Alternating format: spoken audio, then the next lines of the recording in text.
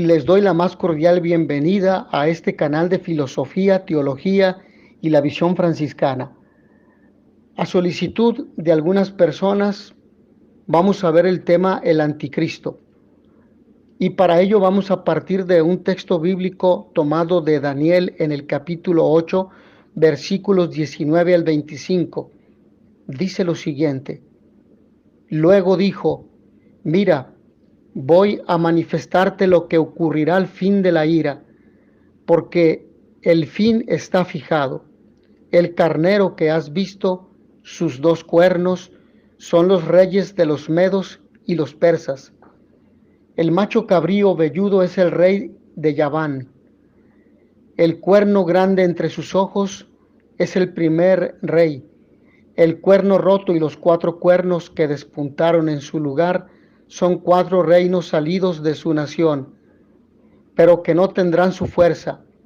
Y al término de su reino, cuando lleguen al colmo los pecados, surgirá un rey insolente y hábil en engaños. Se hará poderosa su fuerza, mas no por su fuerza misma tramará cosas inauditas. Prosperará en sus empresas, destruirá a poderosos y al pueblo de los santos, y por su habilidad triunfará el engaño entre sus manos. Se exaltará en su corazón y por sorpresa destruirá a muchos. Se alzará contra el príncipe de los príncipes, pero sin que mano alguna intervenga, será quebrantado. El anticristo traerá un engaño increíble, destruirá asombrosamente. Entonces, hemos escuchado esta narración del Evangelio, del profeta Daniel, en la que se nos cuenta la actitud, la labor que realizará el anticristo, aquel que obra contrariamente a lo que Cristo realiza. Cristo realiza el bien, el anticristo realiza el mal, es decir, lo opuesto. Y el texto termina precisamente con esto, que sin la intervención de mano alguna será quebrantado. Por lo tanto, podemos decir que el anticristo entonces traerá un engaño, un gran engaño y destrucción asombrosa. Es presentado el anticristo también en el Apocalipsis como un hombre, con lo que también podemos deducir a partir de la lectura de Daniel en ese capítulo 8 que acabamos de leer, versículos 19 al 25. En Apocalipsis, en el capítulo 13, versículo 18, se dice que el 666, el número del anticristo, es número de un ser humano. Si es un ser humano, por lo tanto no es un espíritu. El anticristo no es el demonio, no lo podemos confundir, por tanto, sino es un hombre que propaga el odio, la destrucción, la guerra y el mal, la confusión. Hay algunas prefiguraciones del anticristo o imágenes de él a lo largo de la historia, de hombres que han actuado con perversidad, con maldad, con malicia, que han causado un gran sufrimiento a los demás, que han provocado guerra, destrucción, hambre, persecución. Por ejemplo, Nerón, emperador durante el Imperio Romano; Stalin, aquel hombre también caracterizado por su maldad; Napoleón y especialmente Hitler son figura y bosquejo del anticristo definitivo y perfecto. Así lo hemos escuchado y lo hemos leído en algunos autores.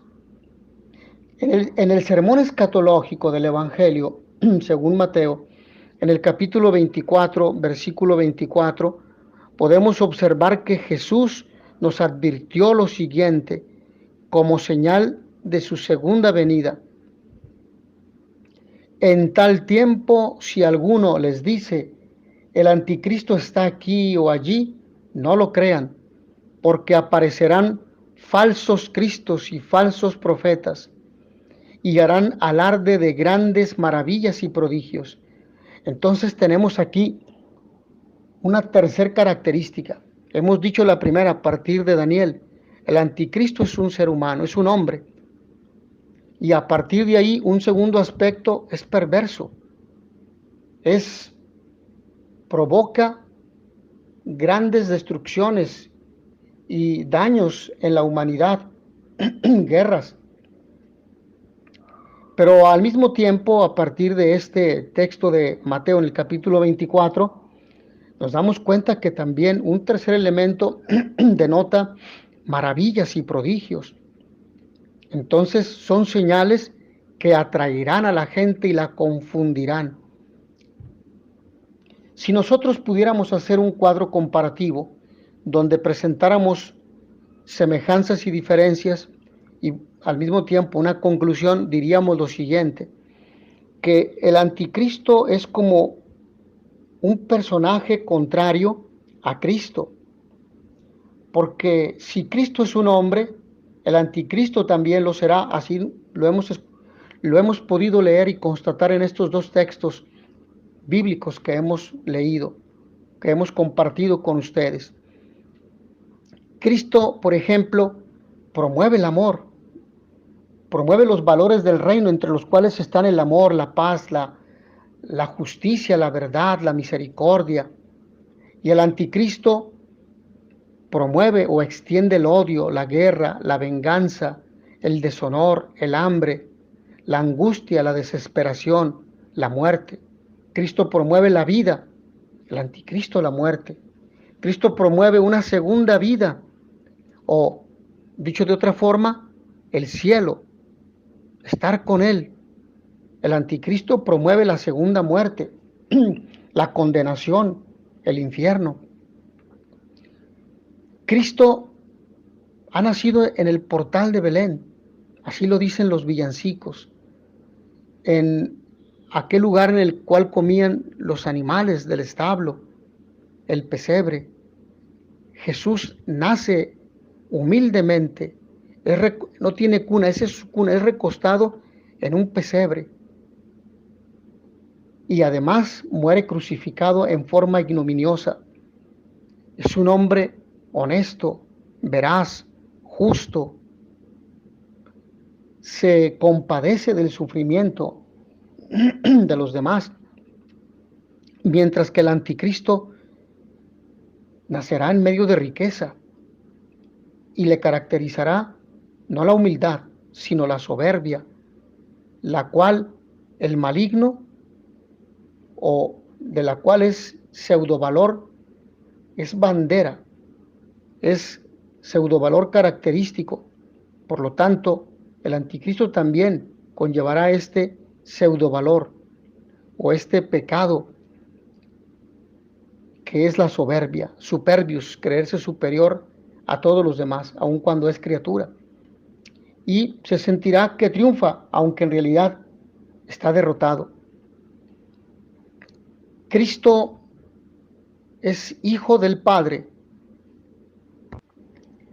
Por lo tanto, Cristo tiene un Padre que es Dios, el creador del cielo y de la tierra, que es también Padre nuestro por adopción, por el bautismo, o por adopción en el bautismo, por los méritos de Cristo. El anticristo evidentemente tiene un padre que es Satanás. Cristo es un hombre que actúa sirviendo a sus hermanos. El anticristo se sirve de ellos, los destruye y los aniquila. Cristo ama y escucha a los demás. El anticristo odia y rechaza a todos los demás y lo hace por medio de ideologías o filosofías que denigran la dignidad humana, que despersonalizan al hombre y que matan al hombre que matan a Dios en el corazón del hombre, como el vitalismo, como la filosofía de Nietzsche, etc. Pero hay cosas que se pueden tener en común también, además de las que ya hemos mencionado, semejanzas y diferencias, que Cristo realizó portentos a lo largo de su vida. Jesús, así lo hemos visto, así lo leemos en los evangelios. La multiplicación del pan, convierte el vino, el agua, mejor dicho, en vino, hace oír a sordos, etcétera. Y también el anticristo va a realizar portentos. Jesús tuvo una gran cantidad de seguidores, sus apóstoles, a quien él llamó sus discípulos, y otra gran cantidad de simpatizantes que no se adherían con firmeza o de tiempo completo al seguimiento de Jesús, pero eran simpatizantes de su pensamiento y de su vida. El anticristo también tendrá seguidores. Por lo tanto, vemos esta gran diferencia entre el anticristo y Cristo, pero también semejanzas. En conclusión, podemos decir a este primer punto que el anticristo es un hombre, según Daniel y Apocalipsis. Se trata de un hombre perverso, malvado, que destruye a los demás, que provoca guerras. Luego en el Apocalipsis también tenemos la imagen, la figura de la bestia. Esta bestia es simbólica. Esta bestia es o representa el poder político, una gran nación que lleva la guerra a los confines del mundo. Esa es la bestia. El dragón o serpiente es el diablo. Apocalipsis realiza esta distinción con precisión y por eso me permito presentárselas. Tenemos aquí entonces aquella también interesante temática que nos presenta San Ignacio de Loyola, el reino de Dios contra el reino de Osiris. La realidad mundial refleja un conflicto entre la construcción del reino de Dios en la tierra que planteaba Jesucristo, Jesús de Nazaret, y la continuidad del desajuste que ha venido representando ideológicamente el invisible reino de Osiris, que actúa con contundencia, defendido intrínsecamente por aquellos que solo se interesan por lo material. La ética de Nietzsche en este último periodo está íntimamente ligada a la voluntad de poder. Por ejemplo, él es autor de un libro que ha sido muy publicado, famoso, titulado El Anticristo. Y ahí se plantea qué es bueno. Todo aquello que eleva nuestro sentimiento de poder, dice Nietzsche. Todo aquello que eleva nuestro sentimiento de poder, la voluntad de poder, el poder mismo en el hombre. ¿Qué es malo? Pregunta que se hace este autor. Todo aquello que se origina en la debilidad. ¿Qué es la felicidad? También Nietzsche se plantea el sentimiento de cómo crece el poder de vencer una resistencia. Por lo tanto, los débiles y los malogrados deben perecer, según Nietzsche. Este es el principio primero de nuestro amor por los hombres. ¿Qué es más dañino que cualquier vicio? Se pregunta Nietzsche. El ejercicio de la compasión hacia todos los malogrados y débiles, incluyendo el cristianismo, porque es el principal promotor del humanismo. Nietzsche lo dice en El Anticristo, en la edición de Madrid Alianza, en la página 74, en la edición de 1996. Nietzsche identifica en el cristianismo todo el mal social por cuya causa el mundo sufre y el mal moral que oprime al hombre.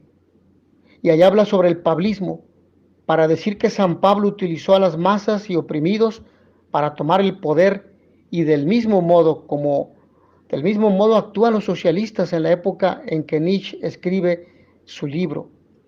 Por lo tanto, Nietzsche hace una comparación errónea entre el cristianismo y el comunismo y dice que casi son lo mismo, lo cual es un error fatal, porque los valores del Evangelio son los valores trascendentes que ciertamente se ubican en esta realidad temporal, pero no se quedan aquí. mientras que el comunismo son valores que se quedan aquí, sin trascendencia, sin otra trascendencia, otro sentido de trascendencia, solo en el mundo físico e histórico. A estos, como sobre todo a los anarquistas, el filósofo los considera peyorativamente como nuevos cristianos auténticos. Por lo tanto, el cristianismo ha construido y explotado, según Nietzsche, en beneficio propio una metafísica del mundo detrás del mundo, que es el origen profundo de movimientos tan alejados temporalmente como el romanticismo y el idealismo. Por lo tanto, erróneamente dice que el cristianismo ha construido y explotado en beneficio propio una metafísica del mundo detrás del mundo, que es el origen profundo de movimientos tan alejados temporalmente como el romanticismo y el idealismo. El idealista, como el cura, tiene en su mano, y no solo en la mano, todos los grandes conceptos. Con desprecio, bonachón los usa contra el intelecto, los sentidos, los honores, el buen vivir, la ciencia. Ve tales cosas por debajo de sí, como fuerzas nocivas y descarriadoras, sobre las cuales se cierne el espíritu en su pura mismidad. Entonces, escuchamos estos conceptos que algunos los consideran purificadores del sentido de fe y de religión, que han despersonalizado el sentido auténtico de la creencia en Dios. Sin embargo, son conceptos que de alguna forma universalizan una visión negativa de Dios y de la religión, de la fe. La persecución que acompaña a su peregrinación sobre la tierra. Vemos esta vertiente también del anticristo, que persigue, que denigra, que acosa a los creyentes por diferentes partes del mundo. Aquello que dice Lucas en el capítulo 21, versículo 12, y Juan también en el capítulo 15, versículos 19 al 20. Esto develará el misterio de la iniquidad bajo la forma de una impostura religiosa que proporcionará a los hombres una solución aparente a sus problemas mediante el precio de la apostasía de la verdad. En síntesis a este segundo aspecto, hemos de decir que una de las manifestaciones del anticristo la tenemos, sí, desde las perspectivas filosóficas, que denigran la dignidad humana, el concepto, por ejemplo, de amor, y que denigran la relación que existe entre Dios y el hombre, tratando de distraer la concentración para que el hombre no fije su fe en Dios y desvirtúe de alguna manera lo que el hombre debería de creer y cómo el hombre debería de considerar a Dios en su vida, en su pensamiento, en sus afectos, etcétera, en sus relaciones humanas. Y en un segundo aspecto también la persecución que ha acompañado a los que creen en Cristo. Sí, entonces estos dos elementos. Nietzsche desarrolla una profunda crítica a la religión cristiana. Hemos de añadir esto. Reivindica la virtud del espíritu libre. Solo el hombre fuerte tenía el derecho de existir. El estilo del renacimiento será la voluntad de poder. La virtud cristiana nacida de la moral de la compasión debería suprimirse. ¿Cómo siguen los cristianos a un líder que se dejó matar y que ha hecho de ellos para defenderles? Los ha dejado solos, según Nietzsche. El nihilismo, sin embargo, es la filosofía que define con mejor precisión los argumentos filosóficos de Nietzsche en general, argumentando que en primer lugar la creencia del hombre en Dios es infundada y errónea, y por lo tanto nuestra comprensión de la moralidad, el propósito, el significado también es errónea. Nietzsche llegó a la conclusión de que la fe del hombre en Dios es infundada y errónea, y por tanto la comprensión de la moralidad, el significado y el propósito. El anticristo de Nietzsche plantea la hipótesis de que el cristianismo coloca las debilidades donde debería existir la virtud. en lugar de apelar a la religión organizada y los valores de los arquetipos. Defendió la ciencia y aplastó la moralidad esclava del cristianismo occidental.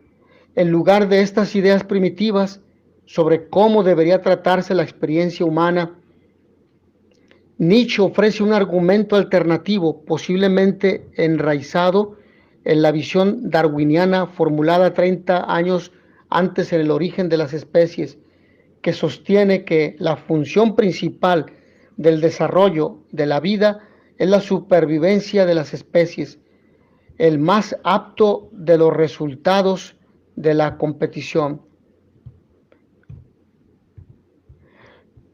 Ahora bien, Nietzsche creía que la acción y la confianza en uno mismo permitirían a las personas volverse más fuertes. Y el cristianismo es visto como una religión de piedad que tiene un defecto deprimente sobre la fuerza y la vitalidad y obstaculiza el progreso de la vida. También protege a los débiles que están sujetos a una destrucción evidente. Por lo tanto, el cristianismo se opone a la noble moral y a las leyes naturales, ya que promueve la desgracia y es el principal instrumento para el crecimiento de la decadencia. Bueno, estos son aspectos que nos presenta Nietzsche, y por lo tanto su principal contribución a la comunidad literaria y filosófica es que entiende el cristianismo como una cosmovisión que privilegia a los débiles. El cristianismo dentro de este concepto es ficticio y contrario a la verdad de la naturaleza, que es el único valor moral en la vida, o mejor dicho, el único valor moral en la vida es el poder y el control para Nietzsche. Bueno, estas son ideas que tienen dos finalidades, como lo hemos dicho anteriormente. Primero, si tuviera un sentido positivo, sería el de purificar la fe que tienen muchos cristianos. Muchos cristianos que ven a Dios como algo idealizado o incluso como una caricatura, porque es un Dios que debe responder a sus caprichos y a sus necesidades. Es un Dios de una sola relación, solamente vertical, más no horizontal, no tiene nada que ver con los demás. Pero al mismo tiempo es una visión negativa, imprecisa y errónea de lo que significa o de lo que es Dios en la vida del hombre, y por lo tanto también la iglesia como esposa de Cristo. La impostura religiosa suprema es la del anticristo, es decir, la de un sistema pseudomesiánico en que el hombre se glorifica a sí mismo colocándose en el lugar de Dios y de su Mesías. Lo que nos dice, por ejemplo, San Pablo en la carta a los tesalonicenses, en la segunda carta, en el capítulo 2, versículos 4 al 12, y también en la primera carta a los tesalonicenses, en el capítulo 5, versículos 2 al 3. Asimismo, en la segunda carta de San Juan, en el capítulo 7, y en la primera carta, en el capítulo 2 de San Juan, versículos 18 al 22. Se prepara el camino para la introducción en la sociedad mundial de un falso Cristo como parte del proyecto luciférico a través del nuevo orden mundial y su enlace espiritual, la nueva era, la New Age. Existen causas que facilitan el nuevo orden mundial, por ejemplo, la pobreza extrema, promovida o provocada por la corrupción, por el poder político partidista que buscan solamente los políticos y que no les interesa a aquellas personas que les otorgaron el voto. La pobreza extrema que pone en evidencia la falta de solidaridad del hombre, donde queda de manifiesto las diferentes formas de política como el neoliberalismo y el comunismo salvaje que ha sido promovido en diferentes países y que supuestamente buscaban la común unión y el establecimiento de los mismos derechos humanos, lo cual es falso porque en la práctica aquel futuro utópico nunca llegó. Es decir, una situación económica mejor jamás llegó, pero sí dejó grandes pobreza, una gran cantidad de pobreza y una gran cantidad también de personas que fueron violados sus derechos humanos. pobreza en estos países, como por ejemplo Cuba, España, Venezuela, por mencionar algunos. Asimismo, la concentración urbana como con la secuela de masificación, donde el hombre queda despersonalizado y es visto como un elemento social solamente. El narcotráfico y la violencia, con la mirada que no se da cuenta de autoridades judiciales o políticas, y la violencia que se ha implementado en muchos países del mundo, asesinatos, muertes, personas que fueron sepultadas en fosas clandestinas o en fosas comunes donde jamás los cuerpos fueron encontrados y los familiares lloran la desaparición de sus seres queridos. Eslóganos o comerciales en medios de comunicación que dicen, si no estás tú, nos faltas, pero no se hace nada por encontrarlos. Escasas posibilidades para la educación media superior, incluso para la básica y la superior.